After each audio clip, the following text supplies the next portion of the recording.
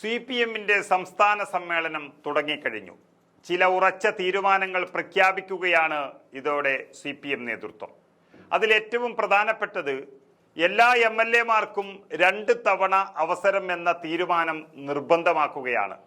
അതിൽ മുഖ്യമന്ത്രിയും പെടും.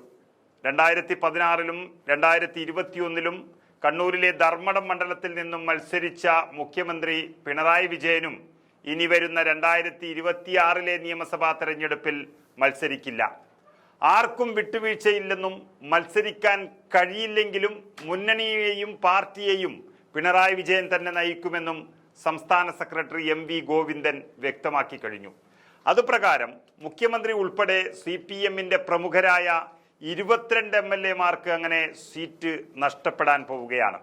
മുഖ്യമന്ത്രിക്ക് പുറമെ തൃക്കരിപ്പൂരിൽ നിന്നുള്ള രാജഗോപാലൻ, മട്ടന്നൂരിലെ KK ശൈലജ, തലശ്ശേരിയിലെ സ്പീക്കർ ഷംസീർ, പേരാമ്പ്രയിൽ TP Ramakrishnan, Mananthavady MLA OR Kelu, ആലത്തൂരിൽ നിന്നുള്ള KD Prasenan, Kunnamkulam MLA AC Moideen, കൊച്ചിയിലെ KJ മാക്സി, ആറന്മുളയിലെ വീണ ജോർജ്, കായംകുളത്ത് MLA U പ്രതിഭ, ഉടുമ്പൻചോലയിൽ നിന്നുള്ള MLA MM മണി, കൊല്ലത്തെ മുകേഷ്, ഇരവിപുരം MLA നൌഷാദ്, കഴക്കൂട്ടത്ത് കടകംപള്ളി സുരേന്ദ്രൻ, വർക്കലയിൽ VS ജോയി, നെയ്യാറ്റിൻകരയിൽ അൻസലൻ, പാറശാലയിൽ ഹരീന്ദ്രൻ, വാമനപുരത്ത് DK മുരളി എന്നിങ്ങനെ 22ഓളം പ്രമുഖ CPM MLA-മാർക്കാണ് സീറ്റുകൾ നഷ്ടപ്പെടാൻ പോകുന്നത്.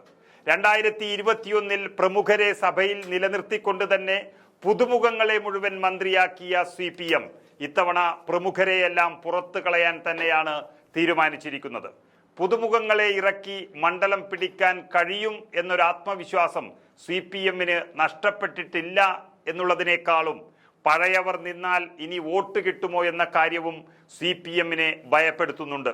മാത്രമല്ല CPMന്റെ സംസ്ഥാന സെക്രട്ടറിയുടെ ചില നീക്കങ്ങളും ഇതിൽ വ്യക്തമായി കാണുന്നുണ്ട്. അതായത് CPM സംസ്ഥാന സെക്രട്ടറി MV ഗോവിന്ദന്റെ മേലുള്ള ഒരു വിശ്വാസം മുഖ്യമന്ത്രി പിണറായി വിജയന് നഷ്ടപ്പെട്ടിട്ടില്ല എങ്കിൽ ഗോവിന്ദന് ലോട്ടറി എന്ന് തന്നെ പറയാം. അതായത് എല്ലാ പ്രമുഖരും കളം വിട്ട് പോകേണ്ടി വരുമെങ്കിലും MV ഗോവിന്ദൻ MLA എന്ന നിലയിൽ തളിപ്പറമ്പിൽ നിന്ന് മത്സരിക്കേണ്ടത് ഇനി 2ാം തവണയാണ്.